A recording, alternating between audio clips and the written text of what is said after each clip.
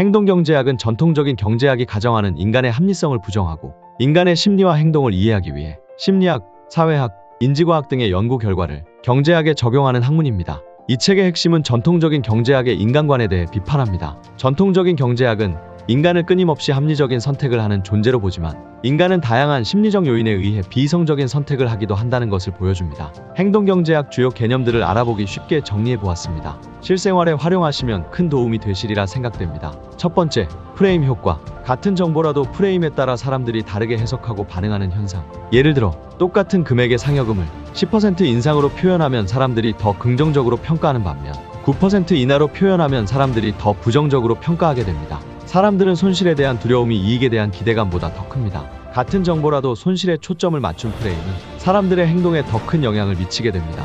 금융 분야에서도 프레임 효과가 활용됩니다. 예를 들어 투자 상품의 수익률을 10%로 제시하는 대신 90% 손실을 줄일 수 있다고 제시하면 사람들은 더 매력적으로 느끼고 투자할 가능성이 높아집니다. 정책 분야에서도 프레임 효과가 활용될 수 있습니다. 정부의 정책을 설명할 때 정책의 긍정적인 효과에 초점을 맞추면 정책에 대한 국민들의 지지도가 높아질 수 있습니다. 프레임 효과는 인간의 비이성적인 행동을 이해하는 데 도움이 되는 중요한 개념입니다. 프레임 효과를 이해함으로써 사람들이 더 합리적인 의사 결정을 할 수 있도록 도울 수 있습니다. 두 번째, 소유 효과. 이미 소유한 물건에 대해 더 높은 가치를 부여하는 현상. 소유 효과의 원인은 사람들은 소유한 물건에 대한 애착을 느끼는 경향이 있습니다.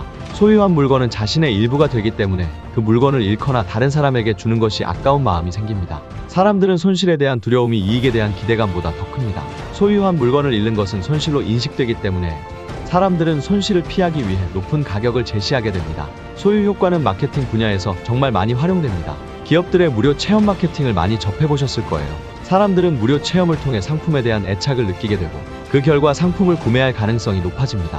세 번째, 사후 판단 편향.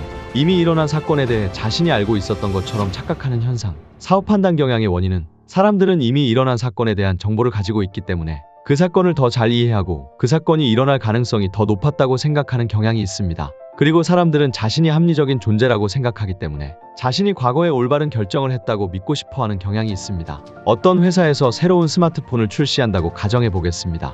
회사는 스마트폰의 성공을 홍보하기 위해 사후 판단 경향을 활용하기로 결정합니다. 회사는 스마트폰의 성공 가능성에 대한 다양한 데이터와 통계를 제시합니다. 예를 들어 스마트폰의 사전 예약 판매량이 예상을 뛰어넘었다는 점, 스마트폰의 주요 기능에 대한 소비자들의 만족도가 높다는 점 등을 강조합니다. 이러한 데이터와 통계를 통해 회사는 소비자들에게 스마트폰이 성공할 것이라고 설득하려고 합니다. 소비자들은 이미 일어난 사건에 대해 자신이 알고 있었던 것처럼 착각하는 경향이 있기 때문에 회사의 주장을 쉽게 받아들일 가능성이 높습니다. 네 번째, 전망 이론. 이익과 손실에 대해 사람들이 다르게 반응하는 현상. 다양한 예시를 통해 이해하기 쉽게 알려드리겠습니다. 로또를 예로 들어보겠습니다. 로또에 당첨될 확률은 매우 낮지만 사람들은 로또에 당첨될 경우 큰 돈을 벌 수 있다는 기대감으로 인해 로또를 구입합니다. 이는 로또를 구입하는 사람들은 로또에 당첨되지 못할 경우의 손실보다는 당첨될 경우의 이익에 더 민감하기 때문입니다. 보험을 예로 들어보겠습니다. 보험은 사고 발생 시 경제적 손실을 보상해주는 상품입니다. 보험에 가입하는 사람들은 사고가 발생할 경우에 손실을 피하기 위해 보험에 가입합니다. 이는 보험에 가입하는 사람들은 사고가 발생하지 않을 경우의 이익보다는 사고가 발생할 경우의 손실에 더 민감하기 때문입니다. 월급을 예로 들어보겠습니다. 월급이 100만원에서 120만원으로 오르면 사람들은 큰 만족감을 느낍니다. 하지만 월급이 500만원에서 520만원으로 오르면 사람들은 큰 만족감을 느끼지 못합니다. 이는 같은 크기의 이익이라도 처음부터 가지고 있었던 것보다 더 많은 이익을 얻는 경우에 만족감이 더 작기 때문입니다. 투자를 예로 들어보겠습니다. 투자를 하는 사람들은 손실을 보았을 때 손실을 만회하기 위해 더 많은 돈을 투자하려고 합니다. 이는 투자를 하는 사람들은 손실을 회피하기 위해 더 큰 위험을 감수하려는 경향이 있기 때문입니다. 다섯 번째, 심리 계좌. 사람들이 돈을 서로 다른 계좌로 분류하고 각 계좌에 대해 다른 기준으로 평가하는 현상.